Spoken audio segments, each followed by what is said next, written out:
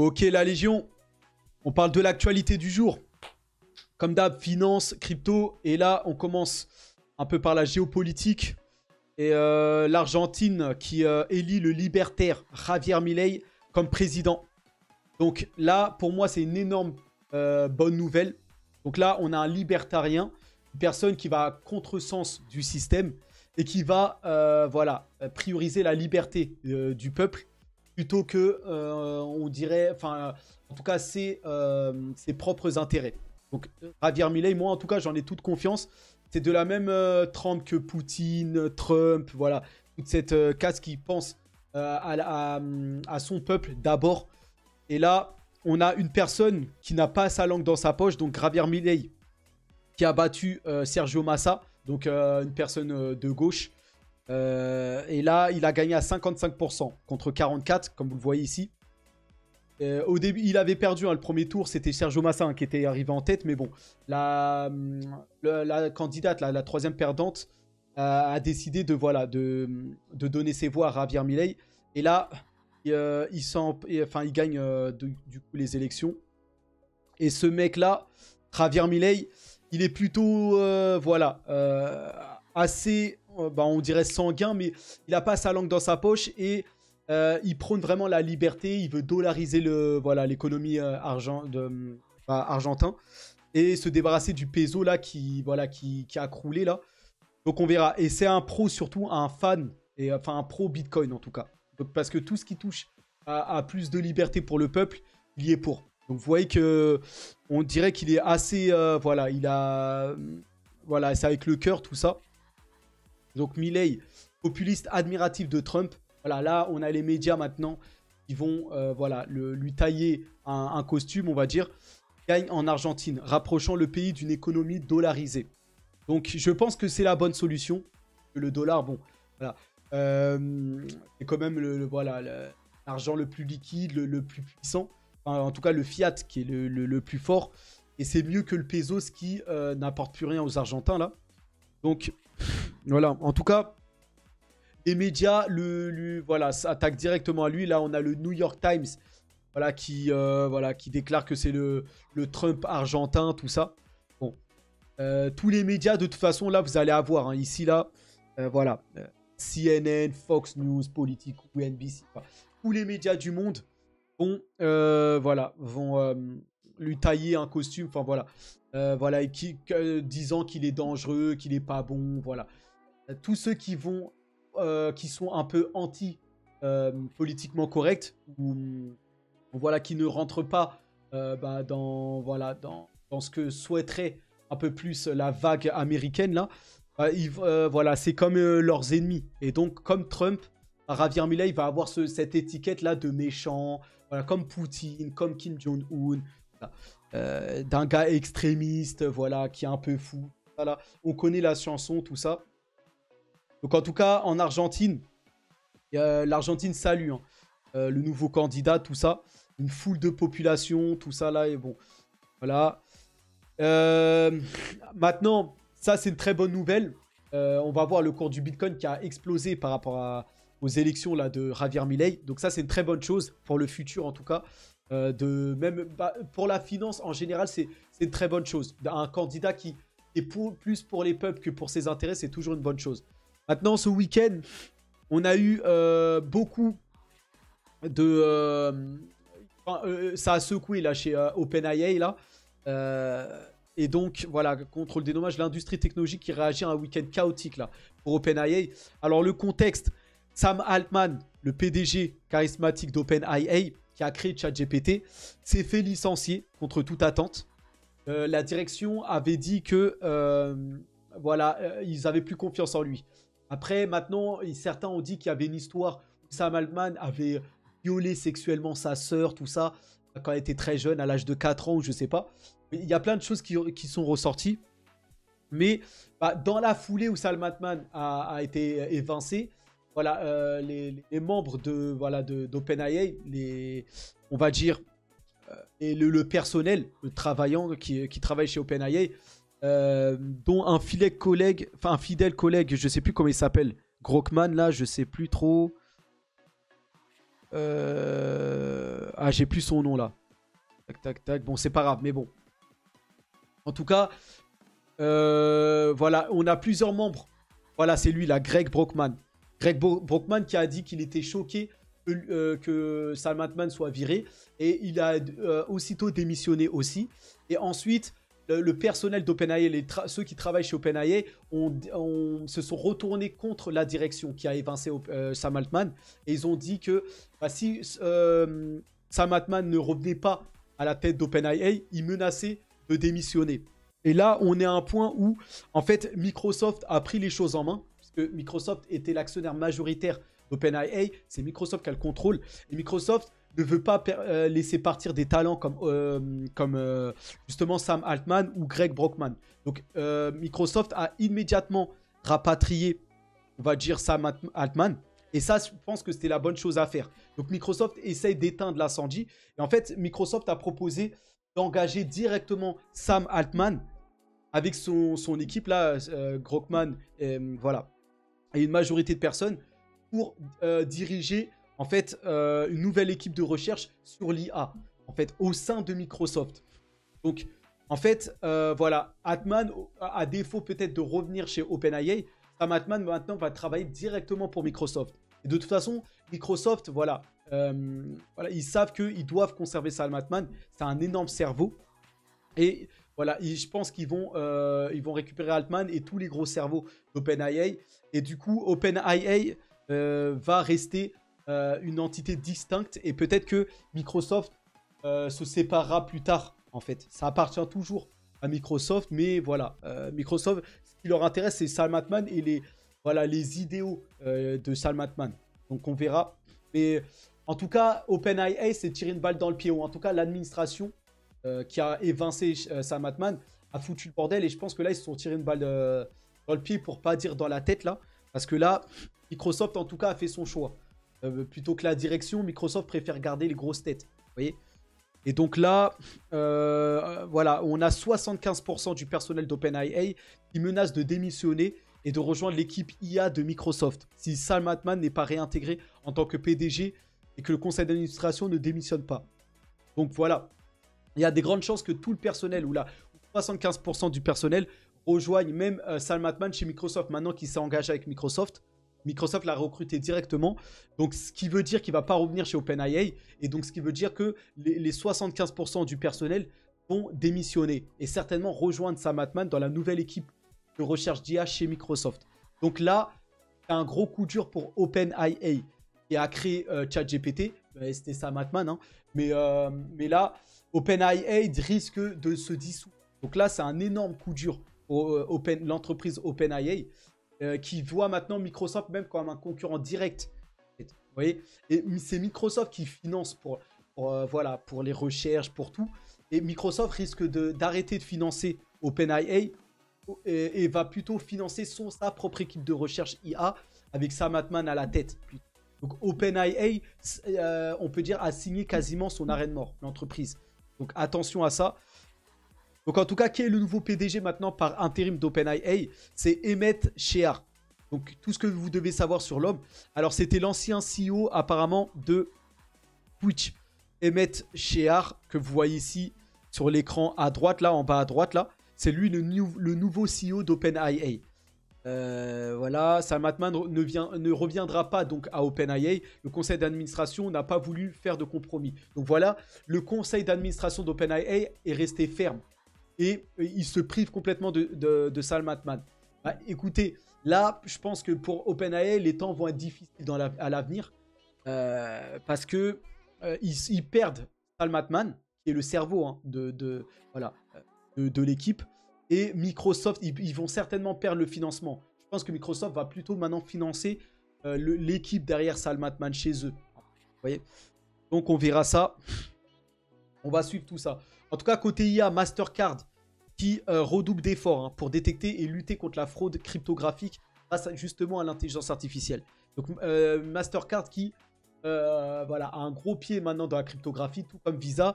Et maintenant, il lutte pour essayer, grâce à l'intelligence artificielle, de trouver, de lutter contre, on va dire, les fraudes, tout ça là. Donc voilà, prévision des résultats de Nvidia. Donc ça, c'est là, nouvelle qui va arriver demain à la fermeture des marchés. Les résultats d'NVIDIA, voilà, la demande liée à l'IA au centre de l'intention. Donc, les résultats d'NVIDIA vont être scrutés par tout Wall Street. Donc, tous les investisseurs vont avoir le regard sur NVIDIA demain soir. NVIDIA, après la clôture des marchés, va annoncer ses résultats. Et attention, avec ces résultats, on va avoir la santé au niveau de l'intelligence artificielle. Est-ce que la demande est toujours forte? Normalement, NVIDIA devrait ressortir avec des résultats solides. Aujourd'hui, là, il monte en bourse, là. Et la bourse se reprend aujourd'hui, là. Tout comme les cryptos, tout ça. Et donc, on verra. Mais en tout cas, voilà. Les analystes, voilà, prévoient un bénéfice, tout ça. Donc, on va voir. Donc, on va voir. Ils disent que malgré les résultats, tout ça, les actions... Enfin, NVIDIA sont encore sous-évaluées. Hein. Donc, certains tablent à NVIDIA à plus de 630 $. Hein. Donc là, je ne sais pas, ils sont à combien NVIDIA? Là, ils sont à 497, le prix de l'action. Mais certains disent que ça doit monter même jusqu'à 630. Donc NVIDIA reprendra encore un 20-30%. Donc il y a encore de la croissance pour NVIDIA à venir. Hein. Et NVIDIA qui est le grand leader qui propose ces GPU de haute qualité pour la puissance de calcul pour les entraînements d'IA en fait. Et donc voilà, ce soir on aura Zoom qui est intéressant à la clôture des marchés, mais même Zoom c'est pas le plus intéressant. Donc là c'est surtout, il n'y a que NVIDIA hein, on peut dire. Hein. On a Baidu aussi, le Google on va dire chinois. Vous avez HP mais bon. Le seul qui ressort ici, c'est NVIDIA.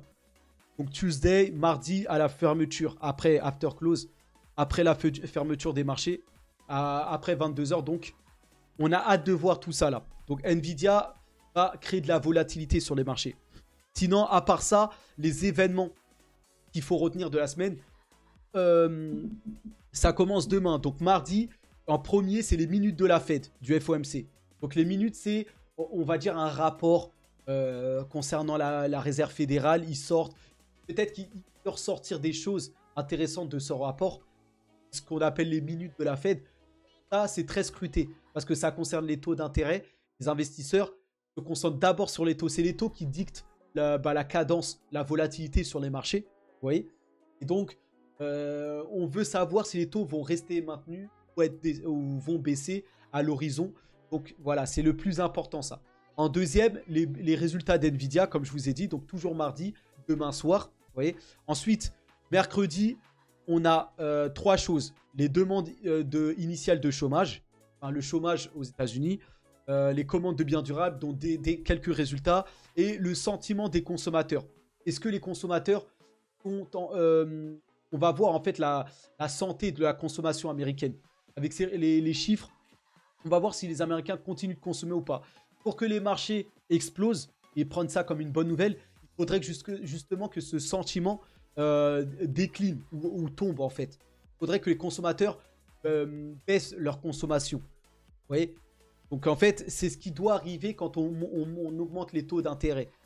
Ça fait que quand les taux sont très élevés, en fait, les Américains n'empruntent plus ou ne font plus de crédit et donc ils consomment moins. Donc la logique dirait qu'avec ces taux aussi élevés, les Américains consomment moins. Mais ça, on verra. Et en tout cas, voilà. Jeudi, la Thanksgiving aux États-Unis. Donc ça, c'est très important pour les Américains, le Thanksgiving. Et donc jeudi, les marchés seront fermés. Et ensuite, vendredi, on aura les marchés déjà qui fermeront à 13 h déjà. Donc ça va être court cette semaine au niveau des marchés, en tout cas américains. Donc jeudi, ça ferme complètement et vendredi, ça ferme à 13 h. Voilà, ça va. La fin de semaine sur les marchés va être rapide. Et donc voilà, on va voir. Pour les Américains, ça sera le temps de couper du poulet là, Thanksgiving. Donc on verra. Je pensais que c'était plutôt en décembre, mais finalement c'est en novembre, c'est fin novembre. En tout cas, voilà, pour ce qui est des marchés financiers, de la bourse. Ça, je voulais vous le dire, là, je voulais passer avant là. J'ai oublié de vous parler de ça, mais j'ai titré le titre de cette vidéo, le début d'une nouvelle ère. Et en fait, avec l'élection de Javier Milei, je vous ai dit que c'est en fait, c'est l'ère des présidents, en tout cas, voilà, qui sont plus côté peuple, on va dire. on le constate en Afrique, l'armée est en train de prendre les commandes et ils ont évincé la France. En tout cas, le Togo et voilà, Burkina Faso, tous se sont rebellés. En fait, ils prennent les commandes. Même au Sénégal, au Mali, on voit que ça bataille pour mettre des gens voilà, sérieux, tout ça. Et donc, là, quand on voit que quand même la caste, la mauvaise caste, on va dire là, là, c'est celle des Eurogaga, Joe Biden, Macron, Trudeau, toute cette bande-là, avec, on peut dire, Zelensky et tout ça, toute cette caste. Bah, en Espagne aussi, on a Sanchez qui fait partie de cette caste. Et là, on voit qu'il a eu un coup malin, et c'est comme s'il est un peu passé en force. Et en tout cas, ça n'a pas plu du tout au peuple espagnol. Et en fait, le Premier ministre Sanchez a eu la bonne idée, entre guillemets, hein, la bonne idée de s'allier avec les indépendantistes catalans, dont les dirigeants sont poursuivis. Vous voyez, alors là, voilà. Donc en plus qu'ils sont poursuivis, mais il s'est allié à eux, en échange d'une amnistie de ces derniers. Donc en fait, c'est un peu un traître. C'est des gens qui sont poursuivis, en fait, les indépendantistes, mais pour gagner, en fait, il s'est allié à eux et il les a amnistiés. C'est-à-dire qu'ils ne sont plus poursuivis. Donc c'est comme un passage en force, on va dire, là, pour Sanchez, qui a fait une alliance stratégique pour continuer à gouverner. Et donc le peuple, vous voyez ici, là, la énorme protestation depuis 2-3 jours, là. Et voilà. Mais voilà, c'est comme Macron en France, c'est comme voilà, toute cette bande, la Mélanie en Italie, toute cette bande-là, pas tellement élue. En fait, ils contrôlent toute la presse, médias, voilà, enfin, ils contrôlent tout. Papier, radio, voilà. Et en fait, c'est toute cette presse-là, payée, financée par bah, voilà, hein, les fonds, voilà, les gens qui veulent qu'ils restent à cette place. Bah, voilà, bah, ça fait que ils manipulent les gens et les gens continuent de voter pour eux. Et en fait, si vous voulez, les vrais gars qu'il faudrait mettre en place n'ont aucun temps de parole ou très peu de vues, en fait. Et Asselineau, tout ça, font quelques milliers de vues sur YouTube, mais c'est pas assez. Voilà, en tout cas en France. Hein. Et je pense qu'il y a la même chose dans tous les autres pays. Mais en fait, ils n'ont pas assez de force médiatique, voilà, de projecteurs pour influencer la majorité. Et ça fait que c'est un peu dispatché en plusieurs, voilà, plusieurs partis politiques. Et voilà. Et même les autres partis politiques qui ne servent à rien sont même devant les vrais partis politiques qui feraient une vraie différence. Donc là, on a même le Front National, le Mélenchon, tout ça qui sont devant. Alors eux, ils servent à rien. En fait, ils sont même limite, ils servent à maintenir les gouvernements en place. Mais bon, on va pas revenir sur tout ça. Voilà, ça c'est ma vision et c'est la vision que de toute façon la majorité des gens le savent. Mais voilà. Et là, on continue. Il y a encore des passages en force. On verra pour ce qui est des États-Unis. C'est surtout là-bas. On verra Trump face à Biden fin 2024 en tout cas.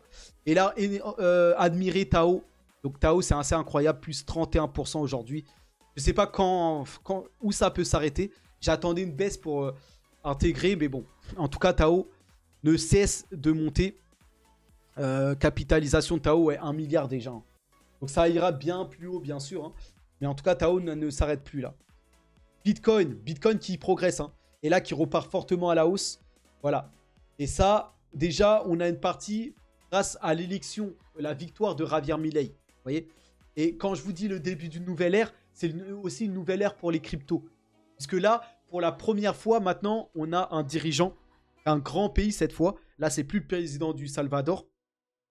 L'économie d'Argentine, c'est 20 fois plus gros que celle du Salvador. Donc là, on a un président maintenant d'un grand pays qui est officiellement pro-Bitcoin. Vous voyez? Les autres, pas tellement pour le moment. Mais là, l'Argentine signe le premier président maintenant pro-Bitcoin. Donc là, c'est vraiment le début d'une nouvelle ère, même pour les cryptos et le Bitcoin, qui a fortement progressé grâce à cette victoire de Javier Milei. Et donc voilà, hein. Et autre chose, il y a beaucoup de bonnes nouvelles pour le Bitcoin. C'est que selon Bloomberg Intelligence, ici là, vous voyez cet article, 100 milliards de dollars pourraient être injectés dans les ETF Bitcoin Spot. Vous voyez? Donc une énorme masse de liquidité arriverait une fois que les ETF seront acceptés. Vous voyez? Donc attendons ça et je pense que ça va être encore plus parce que dans la foulée, je pense qu'on va avoir les ETF Ethereum Spot qui vont être validés.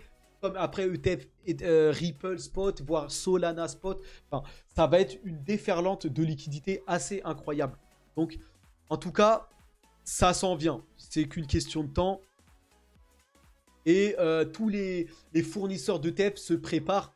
Et en tout cas, même si c'est repoussé, on en a eu encore 2 là, qui ont été repoussés, Franklin Templeton et Global X. Donc deux émetteurs qui ont été refusés, ou enfin repoussés à 2024, à janvier 2024. Mais en attendant, voilà, ça modifie. C'est-à-dire qu'ici, on a Ark Invest qui a mis à jour sa demande, mais on a vu dernièrement que Grayscale a mis à jour, Fidelity aussi. Voilà, tous ils sont en train de revoir leur copie afin que ce soit sûr d'être validé. Vous voyez? Donc c'est une très bonne chose. Très très bonne chose. En tout cas, pour le Bitcoin, il y a que... En fait, tout montre que la force du Bitcoin. Le pourcentage de l'offre déjà du Bitcoin qui n'a pas bougé depuis 1 an et qui vient de dépasser 70% pour la première fois. Waouh! Donc, ça, c'est la courbe du Bitcoin qui fait que d'augmenter. Vous voyez? Et donc là, ça fait... Voilà. Ça n'a pas bougé depuis au moins 1 an. Donc, depuis au moins 2022, vous voyez que ça fait que de monter. Là, avant 2022, oui, certes, on avait eu des baisses, vous voyez. Mais là, depuis 2022, c'est en constante montée. Et là, c'est parti pour aller bien plus haut, là. Donc là, vous voyez, hein, la force. Et là, vous voyez que même là, ça continue à monter. Et donc ça va alimenter le prix du Bitcoin. Parce qu'il y a de plus en plus de gens qui accumulent du Bitcoin et qui le gardent surtout. Vous voyez? Donc ça, c'est une très bonne chose. Autre point, c'est que là, c'est une preuve hein, que ça va faire que de monter. Le hash rate du Bitcoin, donc la puissance de calcul qui est nécessaire pour les transactions du Bitcoin, est en forte hausse et a atteint un nouvel ATH, le nouveau record historique pour le hash rate du Bitcoin. Donc il y a de plus en plus de mineurs qui travaillent à faire tourner des GPU pour miner du Bitcoin. Donc là, ça mine à fond du Bitcoin. Parce qu'il y a une forte demande pour le Bitcoin là. Et donc là, ça mine. Et quand le hash rate tourne à fond comme ça, c'est qu'il y a une forte demande pour le Bitcoin. Donc voilà une nouvelle preuve là. Donc tous les indicateurs montrent que le Bitcoin va monter. En tout cas à moyen terme. Ici, regardez ça. On est le marché total des altcoins. On n'a même pas encore commencé à bouger. Nous allons faire un sacré voyage. Donc regardez bien. Ça c'est le cours des altcoins. Vous voyez, c'est toutes les cryptos sauf le Bitcoin. Et même pour les altcoins, on voit qu'on arrive à un point où on va passer. Là, on est dans une phase d'accumulation. On arrive sur la fin de cette phase d'accumulation. Et quand on sera dans cette phase d'expansion là, ça sera normalement à partir de début 2024. Oui, ça va exploser pour les altcoins. Donc là, on peut voir hein, ce qui s'est passé déjà les dernières fois. On était dans des phases d'accumulation avant un rallye stellaire. Vous voyez? Et donc là, on y est encore. Donc ça peut durer encore plus longtemps. Hein. Là, c'est du à peu près. Mais là, on va rentrer dans une phase d'expansion. Vous voyez?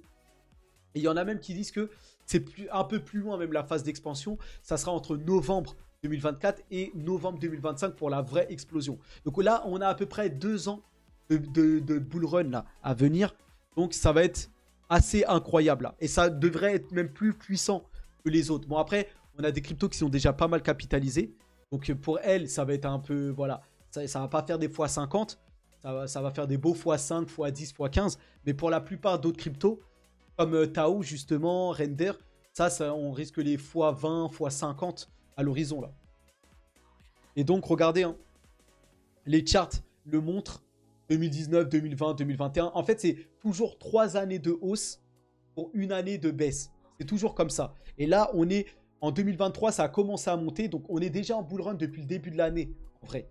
Ouais, sauf qu'il y a eu des craintes et tout ça. Mais là, le sentiment maintenant est plutôt positif, le sentiment général. Et donc, il nous reste tout 2024, donc une année entière de bull run, plus tout 2025. Et normalement, fin 2025, vers peut-être novembre 2025, là, il faudra faire attention. On sera peut-être en surchauffe et il faudra vendre. Peut-être même avant.